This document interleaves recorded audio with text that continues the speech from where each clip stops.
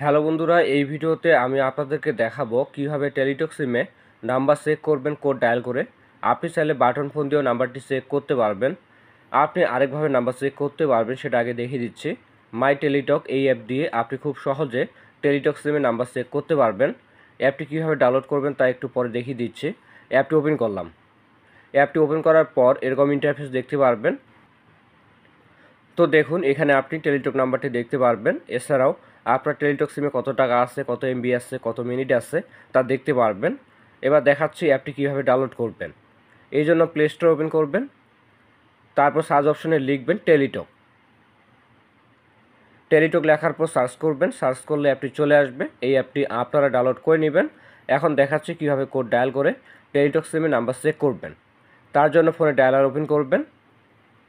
এরপর যে কোডটি তুলবেন *152# এই কোড দিয়ে আপনি ব্যালেন্স চেক করতে পারবেন। এখন দেখাচ্ছি কীভাবে নাম্বার চেক করবেন। এই জন্য যে কোডটি তুলবেন *551# এই কোডটি তুলবেন। কোডটি তোলা হয়ে গেলে কল করবেন। এরপর আপনার যে সিমে টেলিটক সিমটি লাগানো আছে ওই সিম দিয়ে ডায়াল করবেন।